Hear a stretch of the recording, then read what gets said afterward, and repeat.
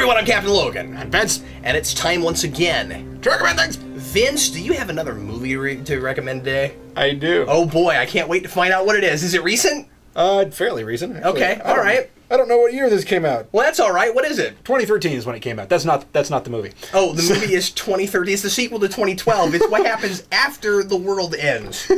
They're just a bunch of people floating around. Yeah, it's really strange. Are they alive? Doesn't matter. I don't know how that movie ends. I didn't see it. I forget. It's not good. Anyway. Anyway. A little outdated now? Indeed. Wait, did we make it past 2012? Okay, just anyway, check. What are you recommending today, man? That was fun and awkward. So, this is the movie that I'm recommending. Change the name of the show to Fun and Awkward. This movie is fun and awkward. Is it? This movie is called The Way, Way Back. Yes. And this was kind of a thing a little bit ago, circa 2013. And so we covered that. We got that. My buddy Luke lent this to me as well. Yep. And I thought I'd recommend it. Now, is that what we're doing for the coming weeks? You just have this list of things, the stack of things? No. Okay.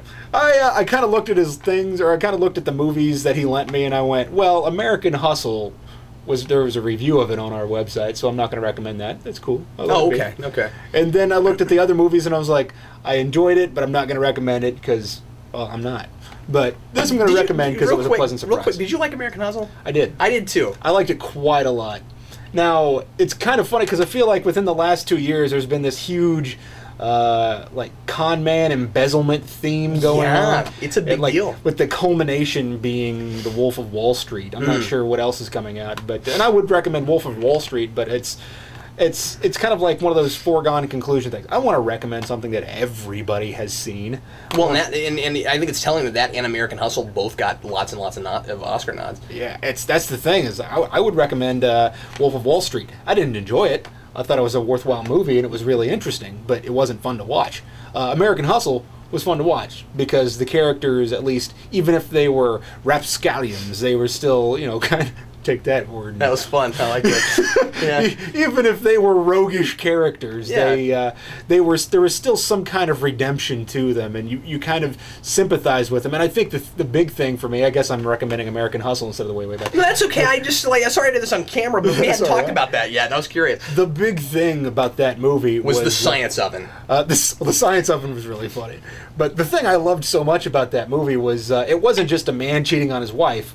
It was a man cheating on his wife who desperately and very vocally wants to divorce her. Yeah, yeah. And she is like holding the kid above him, and that is what made that movie for me. I went, oh my goodness, here's a guy who's doing the wrong thing because, or he's trying to do the right thing by doing the wrong thing. Yeah, that's always interesting. That was really interesting to me. And also, I mean, it just had a heck of a cast.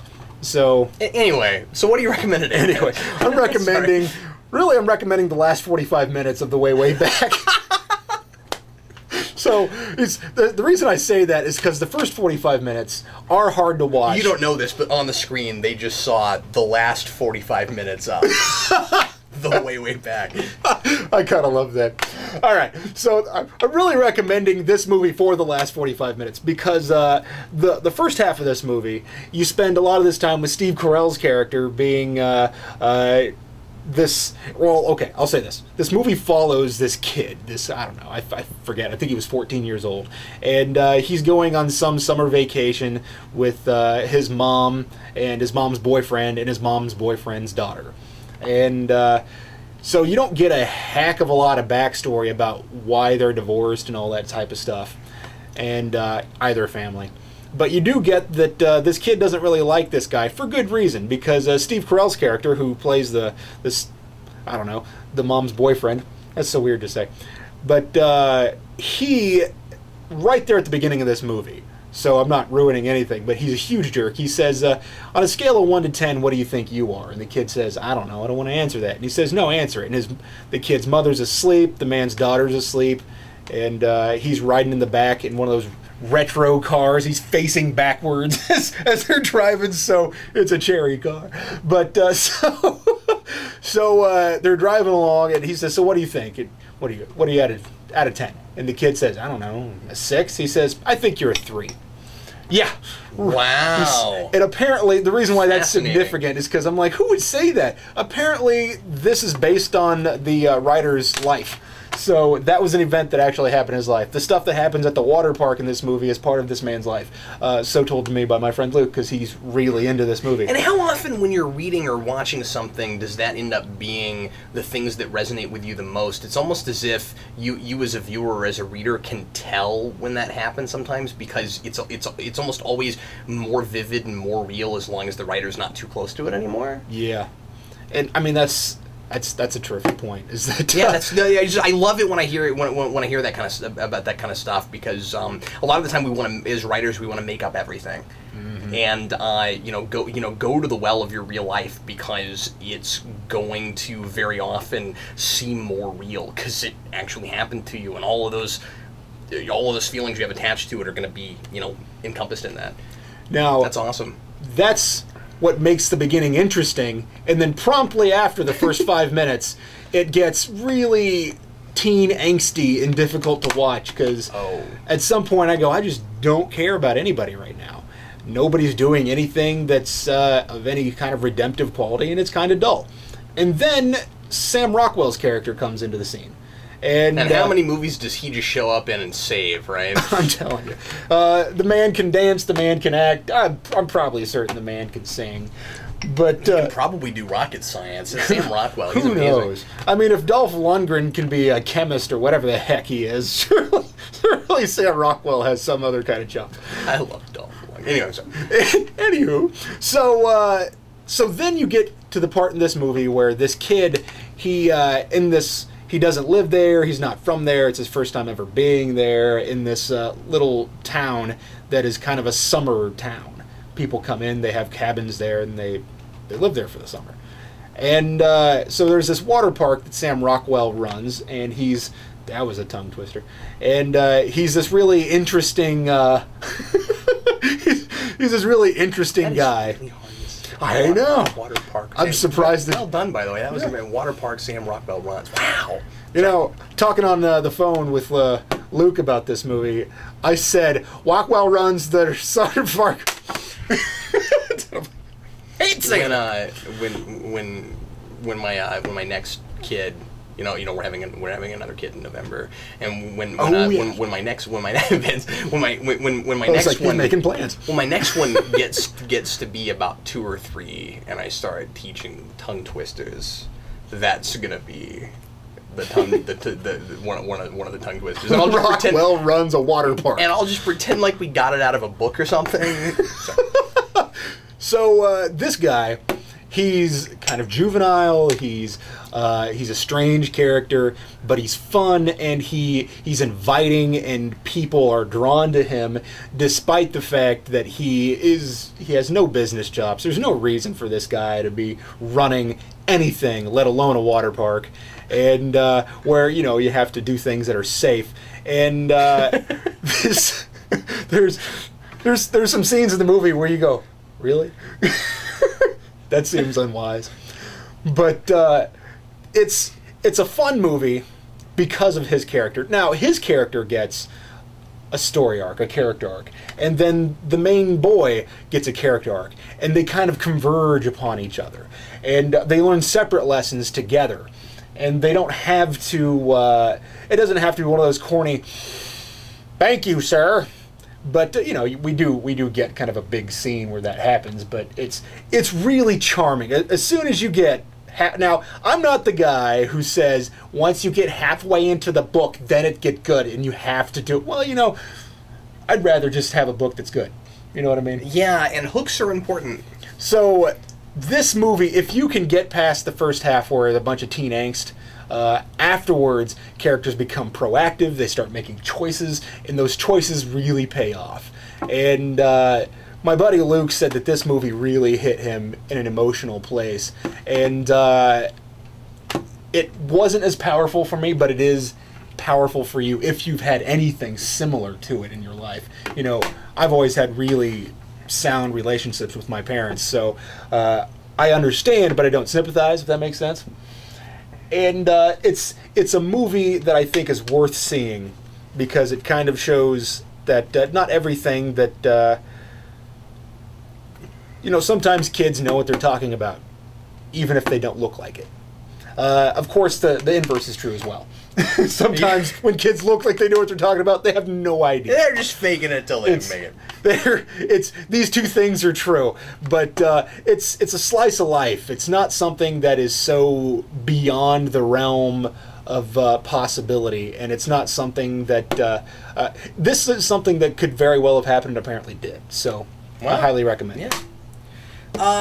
So today I'm going to recommend something totally different as usual. I've recommended these Obsessed With books before, these kind of trivia books. We did one for Marvel, Vince and I, a few years ago now, did the Marvel one of these, and we sort of battled it out. We're going to try battling it out again today with the with the Obsessed With TV book, and I imagine Vince and I are both going to be awful at this, but we're gonna try it because I've been a little bit out of touch with the TV scene for the last several years, and there's stuff in this going all the way up to the last couple of years, at least a couple of years ago. But anyway, so we'll see how this goes, and hopefully I'm good enough with my earlier TV that it might save me for this. So anyway, what these are, if you haven't seen me talk about this before, and then Vince and I will try our hand at some of the trivia in this and sample it for you. This is 2,500 questions about the history of television, and the way it works is there are different categories of things. Right there. Hey, look at Smallville. I hope I get one of those questions. I ought to be all right there. But anyway, so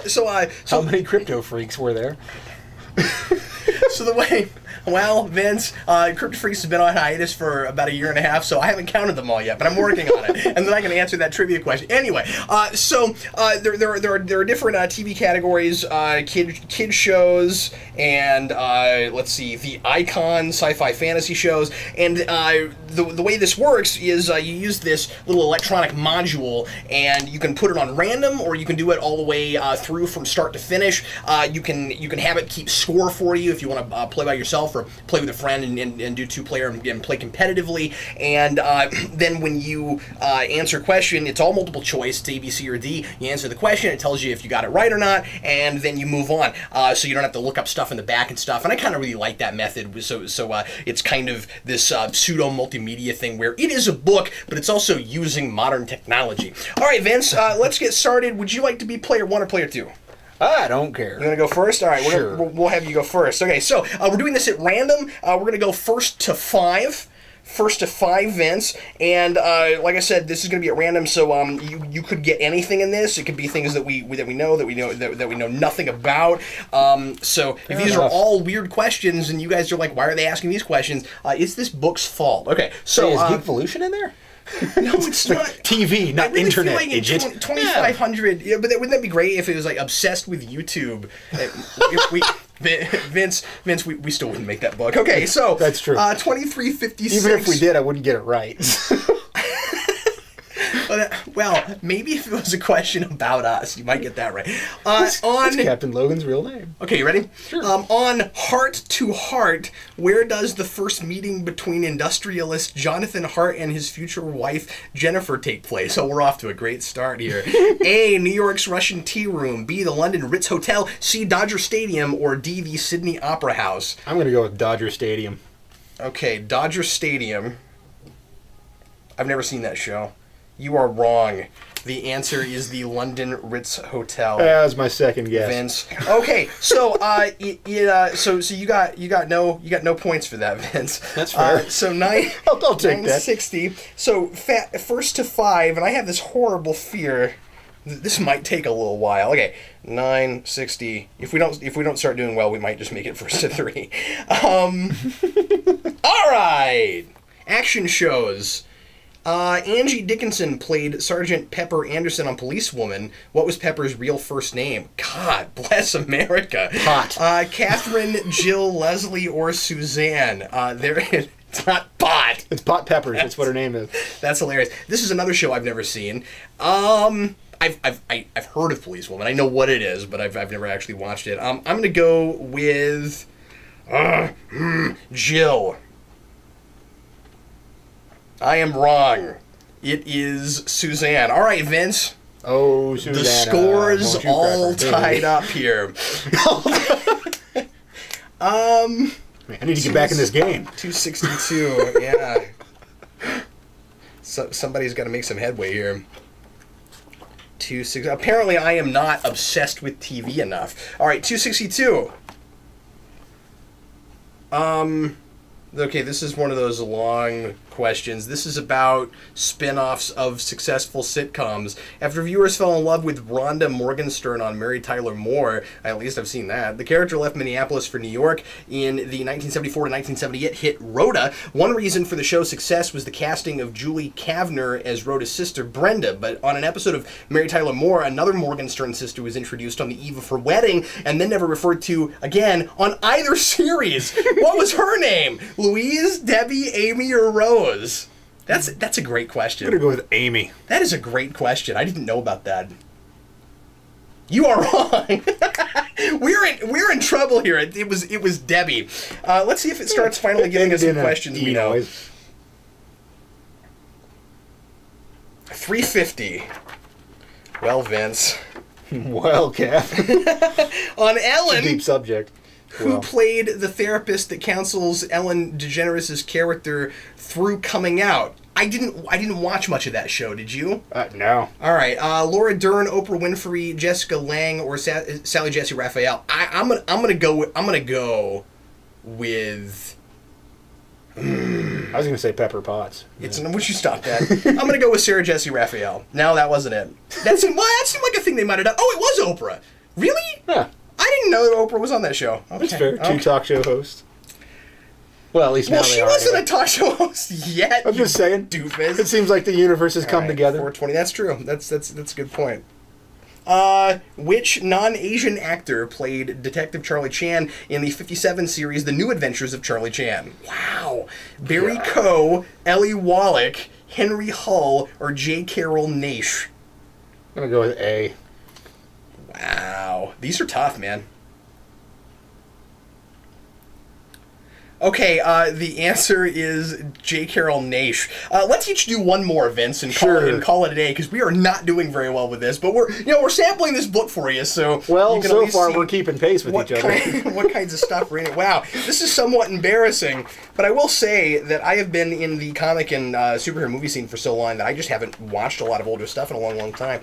Not that anything I'm getting or things I would know, but yeah. It's not even remotely geeky. I'm finally gonna get one! Angel? No. Oh. Justin Hartley, who played Green Arrow on Smallville, played what other DC Comics hero in a Smallville spin-off that never aired, though it was watched by millions online? First of all, this question is inaccurate, because it was not a spin-off. Right. It was its own thing, but it was Aquaman. Yep. Yes! I got one! All right, I might win. Outlook is good. That's what I'm saying. 2245. That's really interesting that they got that. I mean, not to be a nitpicking jerk face, but like it's interesting that they got their research a little bit wrong there, because that wasn't a spinoff. 2245. Which famous comedian earned a Golden Globe nomination in '67 for her performance in the situation comedy The Pruits of Southampton? I don't even know what that is. Joan Rivers, Phyllis Diller, Toady Fields, or Imogene Coca? Let's go with Coca. Why not? Vince, you're wrong. Am I? It is Phyllis Diller. Yay, I win because of Smallville. I was going to go with Phyllis Diller. I was like, that seems too likely. Well, Vince and I might later on together off camera play with this a little bit more, but I wanted to give everybody a sense of this. And anyway, we've been shooting for a while now, so I don't think we're going to go any farther because we're not doing very well with it. Anyway, but that gives you kind of a sample of what the questions are like with this. If you want to go get it yourself, and these have been around for a while, and I keep finding these obsessed with books everywhere really cheap now for like $8-9 if you find them at like a half price books and stuff that. So yeah, they're really inexpensive now and easy to get. So that's a fun library to build. There are several of them. There's a Star Wars one. There's a Star Trek one. There's several. So anyway, is there a DC one? I don't think there is. I'll look that up. I wish there was. Well, it could just be a licensing issue. But it could just be that DC doesn't want them to have one. Anyway, everybody, thanks as always for watching. We sure appreciate it. And we will see you again next week with more recommendations. I'm Captain Logan. And I'm Vince.